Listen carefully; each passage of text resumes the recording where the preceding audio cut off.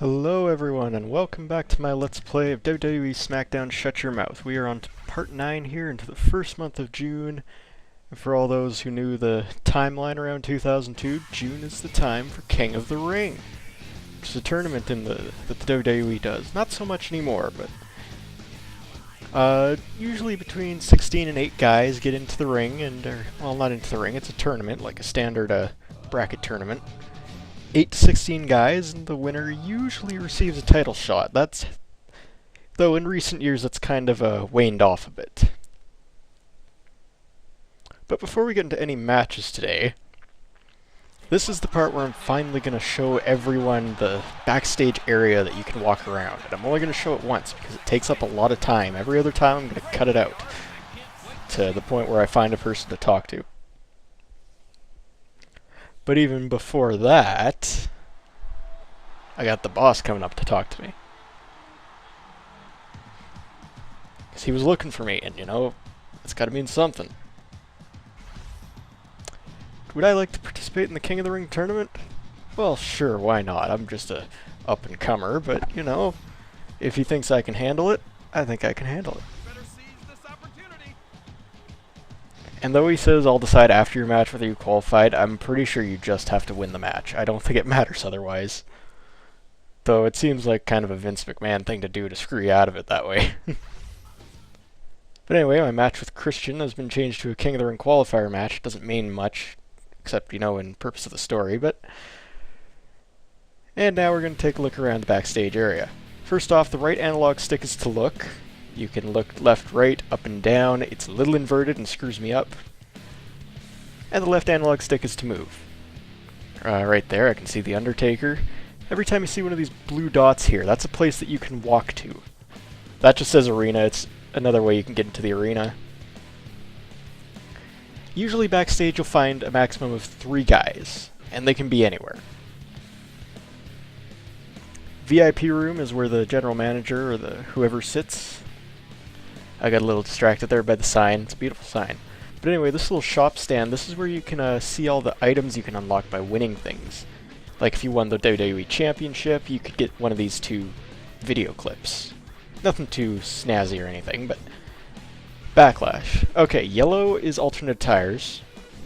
Light blue is create parts, like create a wrestler hair and stuff. That reddish, orangish color is arenas. And the dark green are foam hands, which are weapons you can find around. Nothing new in Judgment Day there, but in King of the Ring we have these darker blue, which are different moves you can get. That's probably what I'll be going for first. And as before, red is different arenas. And yes, I know what the dark green is. Anyway, there's an orange one there in Survivor Series. It's ability point 30, I don't know what that means. I never did the first time I went through the story mode here either. And the lighter green here are superstars, and it's not to unlock them for normal play, it's to unlock them for the story mode, so you can get X-Pac and Kevin Nash there, and Hollywood Hulk Hogan for WrestleMania. Once you unlock them, you can use them in the season mode however you like. The only other person you can unlock for season mode is Triple H, and you unlock him just by beating it for the first time. Anyway, we got the locker room, another way to the downstairs area. That's another arena entrance right there.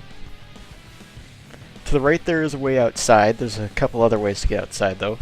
Rather than talking to the Undertaker, though, let's not head into the basement. Oh, right, I'm not going to the basement first. Let's check the general manager room. I don't go in here very often, so might as well get it out of the way now. You can kind of see a glimpse of my new outfit there.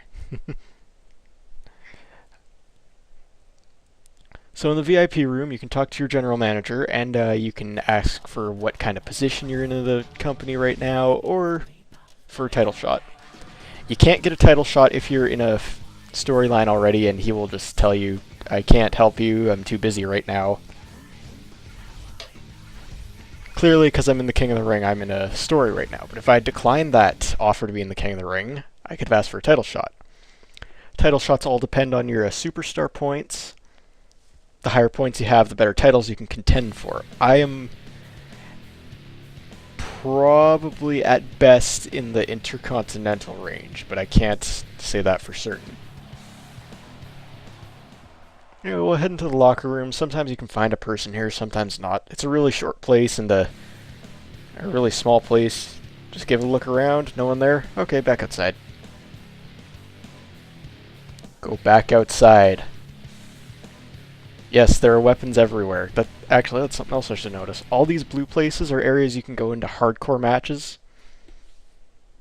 And all those weapons on the ground will be there for your use. Sometimes when you go... I think this only applies to the general manager's office. When you go in and come out, the wrestlers kind of move spots. Because the Undertaker wasn't quite there the last time. Anyway, we go into this basement area, and we can go to the parking lot, the stock room, or the boiler room. And I apologize for the kind of screen cracking there. I think that has to do with my AV cables. I mean, I did find a set, but the video cable especially seemed to be pretty old. So sorry if there's any graphical or audio hiccups here. It'll be there for the next 3 parts, but hopefully I can find a better video cable. Boiler room. Will we find Mankind? No, I don't think I've ever found anyone in the boiler room. Although this is probably one of my favorite places to have matches. If I ever get the chance to show it off, you will see why. So next we have the parking lot, which isn't just a parking lot, it'll connect to the outside area as well. I'm not going to find anyone here this time, as you can see. But this is another place I really like to have matches because you can throw people into the cars, into the dumpsters, into those stacks of boxes, and then we got weapons scattered around. But anyway, we're going to run out of here and get out to the main plaza, which is just the entrance to the arena. First thing I notice here is Christian is out standing in the middle of the road. I got nothing on that. It's not safe out there. Anyway, that entrance will take you right next to the arena entrance there. Hello, Christian. You better hope a car doesn't come by here. Oh, and those astounding animations of people moving. Isn't it amazing what kind of technological advancements they made in 2002? Those still images on a straight line that just repeats itself over and over. Anyway, from here you can also get to the subway. I went around here just to make sure I wasn't missing anything, but I wasn't, so we'll head right down to the subway station here. This is kind of a neat little place, especially in hardcore matches, and it can be a kind of annoying place in hardcore matches. I'll explain that as soon as we get down here. So if you're coming from the plaza, you start here in the subway station. And you can see no blue arrows or anything. By the way, and then a train comes around. By the way, you can get on the train tracks, but the train will not hit you. It'll just stop. Anyway, when the train comes by, you can get on, and if its doors close and someone's on the train, it'll go away to another part of the backstage area, which is kind of neat. And if you're coming from that part of the backstage area, you will appear on the train. It's really funny in 6-man matches when you see all these guys just standing on the train waiting, and then when the doors open, all hell breaks loose. But it's also annoying because if one guy goes and stands on the train and they move out of there, then you all have to go with them. Anyway, this is Times Square, I'm pretty sure, so it's probably in New York. Anyway, I meet Tori Wilson outside here. Inside here, this is the last place I'm going to be able to show off, is The World, which is that place I had an interview with Michael Cole and Taz back in the first month of the game. But I found no one here. So we're going to go out, we're going to talk to someone. Who will it be? Will it be The Undertaker, Christian, or Tori Wilson? It's going to be Tori Wilson, you know what kind of guy I am. Although I was tempted to speak to the other two just because one is The Undertaker, and the other is my opponent for the night. I just couldn't help myself, so let's see what she has to say. And sometimes this can result in matches, sometimes it can result in a backstage brawl, sometimes it'll be continuous from week to week, and sometimes it's just something like, she's in the new WWE magazine and wants me to look, see what I think, and that's it. Anyway, we just did a little cut there back to the arena, so you don't have to see me walking back through everything, because that would be boring and I would have nothing left to talk about. So here we go. My qualifying match against Christian. Now, I have fought Christian one-on-one before. I didn't cut out the entrance, though, so you could see my new outfit, and of course, to see the Smackdown stage, because this is my first night on Friday. Nope, I'm wrong. Back in 2002, I'm distracted. Back in 2002, it was Thursday Night Smackdown. I don't know why they made that change. I mean, Friday's kind of a bad night for a wrestling show. People are going out. I mean, these days I can catch Raw, or at least parts of Raw, every week. Sometimes the whole show, sometimes not. 3 hours is a little long to sit through. But I really don't catch any of the other shows that come on in Canada. Like, we get Smackdown, we get NXT. I'm not sure if we get Superstars, and I know we don't get Main Event. But it's more like, I always catch parts of Raw, but Smackdown and NXT and Superstars, if it comes on, not so much. So I've kind of noticed that during these parts, I've been going off on a bit of a tangent. Kind of going off on things like, that have nothing to do with the game, and well, that's entertaining in some aspects. I'm doing a Let's Play, not a commentary here. It'd be more interesting if I had someone to bounce off of, but considering I have no sound here, even when I'm doing a recording, because, you know, I can't stress this enough, Pinnacle is a really bad studio, really bad program, and I really don't like it. Anyway, I'm already going off on a tangent. I've decided that unless I really get distracted here, I'm going to try to talk about wrestling anyway. Oh yeah, that's nice, Christian. Taunt right off the bat.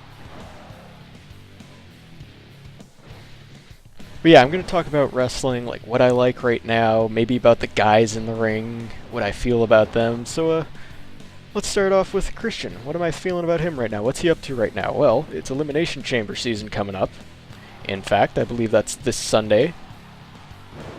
Sunday the, let's see, today is the 19th, so 21st, it's the 23rd of February, and Christian is one of the participants in the Elimination Chamber match. I know he's really only going to be there to be a kind of a filler type guy, because it's 6 men in the match, and you got the 4 big stars, John Cena, Randy Orton, Sheamus, and Daniel Bryan, and then you have Christian, who is basically the filler guy there to be taken out by someone, and Antonio Cesaro, who is, no wait, just Cesaro now, who is the young and up-and-comer guy in the match that's probably going to make some kind of impact. I could see him eliminating at least one guy in the match, Cesaro. It may just be Christian. But anyway, Christian, he's okay. He's not a bad wrestler by any means, but I always hear people going on about how great he is, and I just don't see it. Edge was always better, I think. I mean, like I said, Christian's not bad, and he makes a really good filler person for these big multi-man title matches, but I don't think I could ever see him winning a title again. It's just not in it for him, and apparently he's looking to retire soon. He is 40 years old. Oh, I missed the fist drop. Jerry Lawler would not be happy.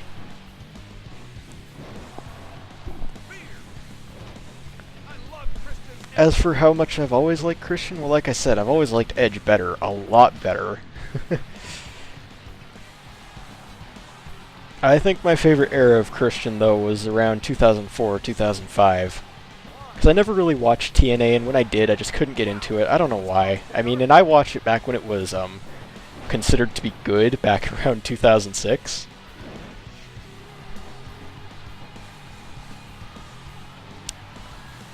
But anyway, this match is going to be coming over to an end here pretty soon. I got my finisher all set up, and something new here, I have a new finisher all lined up here. Not exactly a new one, but we'll see if I can show it off or not. I'm not sure if I show it off in this match or another one. Oh, super back suplex? Yep, he's down. Okay. My new finisher, because I was finishing matches with it for the moonsault. And that's the 1, 2, 3. I barely beat Christian at that. He was just kicking out right there. But anyway, I've qualified for the King of the Ring. I believe we get a nice little cutscene here, and then that'll be it for the day.